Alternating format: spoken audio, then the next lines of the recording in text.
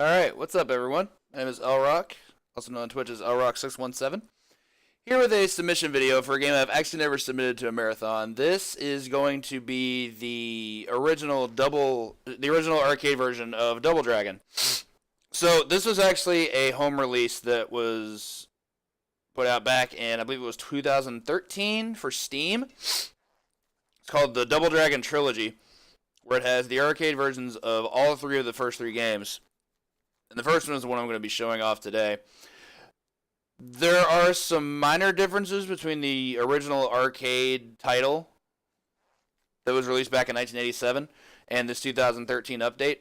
I'll be happy to go over some of those before I initiate the video. This is actually my PB I'm going to be talking over to showcase what goes on with this speedrun. The first major difference is that there's no slowdown, which is incredible. The original Double Dragon is known for having an immense amount of slowdown and lag when there are multiple enemies on screen at a time. Generally, if you have more than two sprites on the screen at a time, including your own character, then the game just bogged down drastically. The PC Steam version eliminates that, which is great. It actually makes it play a lot smoother, and for sake of a speedrun, that's awesome because it goes a lot faster as well.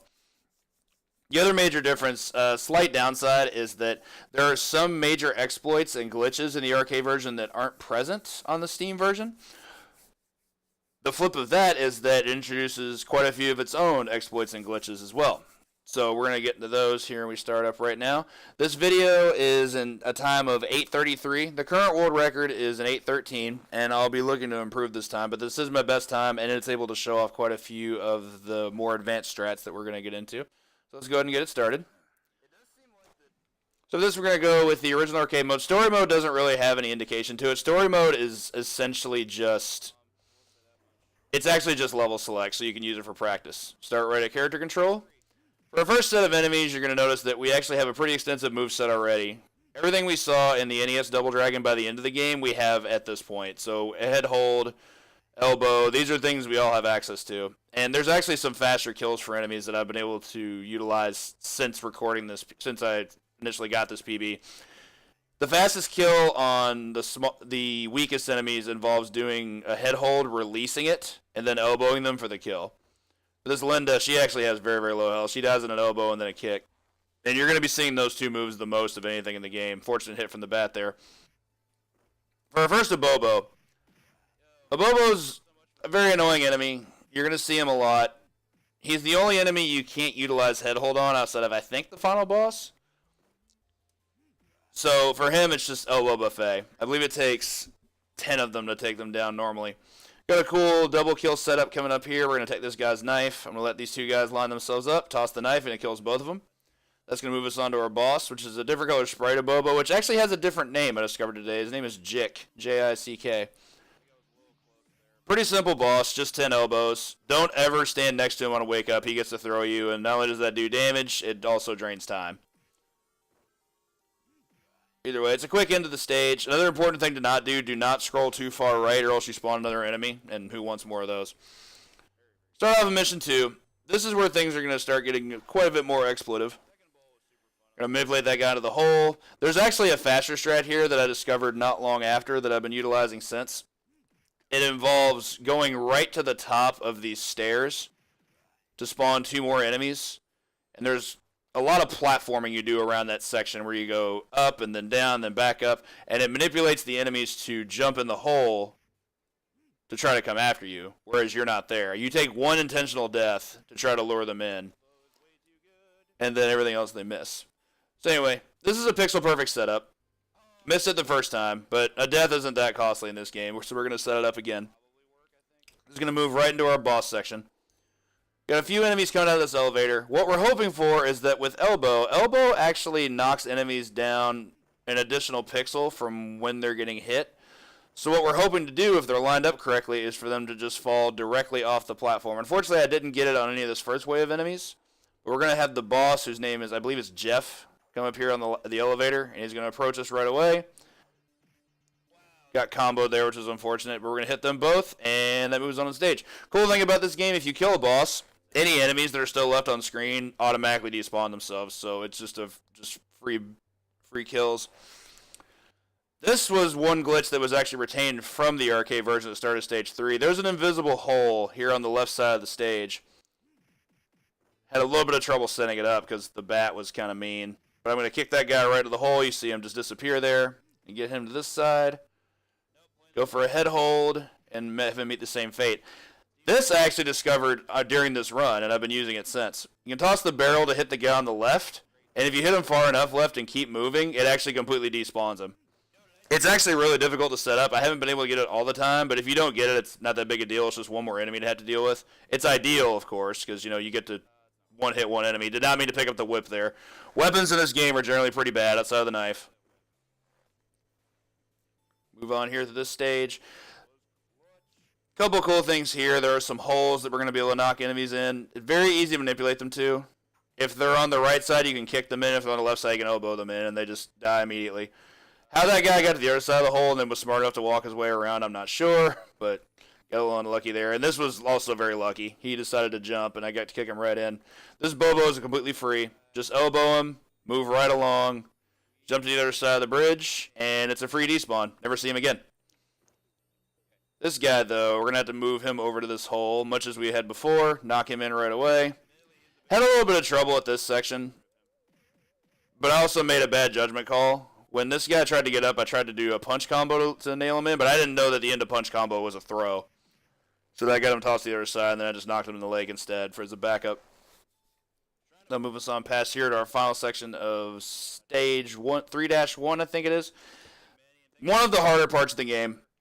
I tried to go for a boulder strap, but obviously that didn't work, and that's going to despawn that. The reason this is hard is we have two Abobos to fight. You can knock them off this ledge. That's the good news. The bad news is that in order to do that, you have to get them to the very far right set of pixels and then knock them off.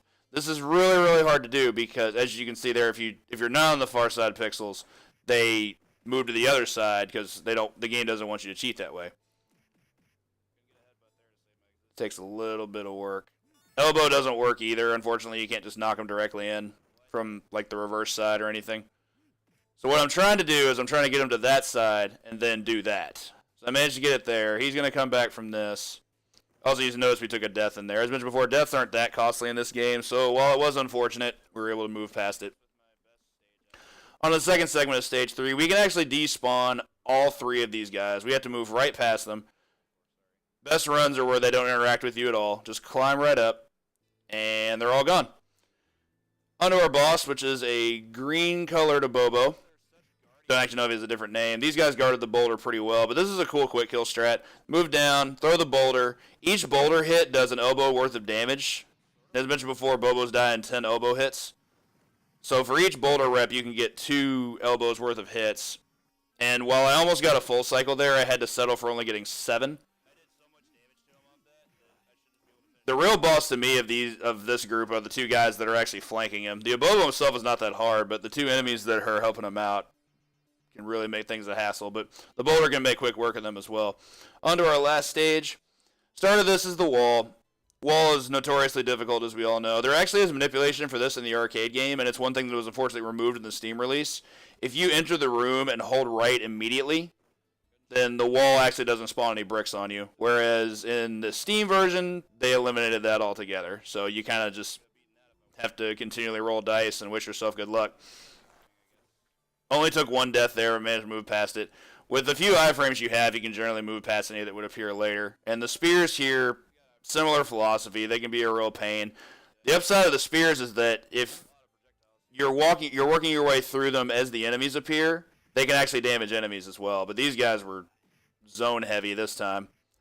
I'm also really surprised that Dynamite didn't kill that guy, but here we are. Gonna finish them off real quick.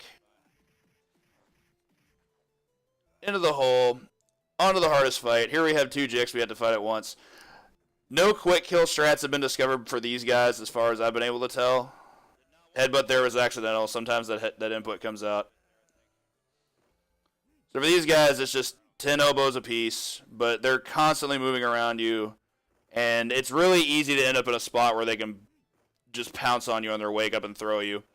Our goal is to make sure that we don't move too far to the right. We're trying to catch a pixel that's right off to where the left side is. And for us to be able to, what we want to do is we want to be able to move down and stay on the bottom pixel, much as we did in Stage 2, and maintain that through the final boss gauntlet. Got a couple more hits on this guy, and there he goes. So here's our pixel. We're going to maintain that there. And for optimal times, this portion is crucial.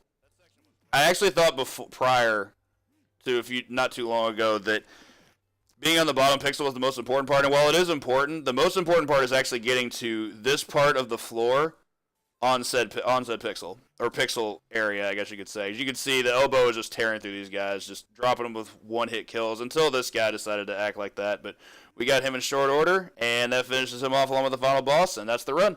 I actually split a little bit late there. The time was actually an 8:33, but that is Double Dragon Arcade, the Steam version.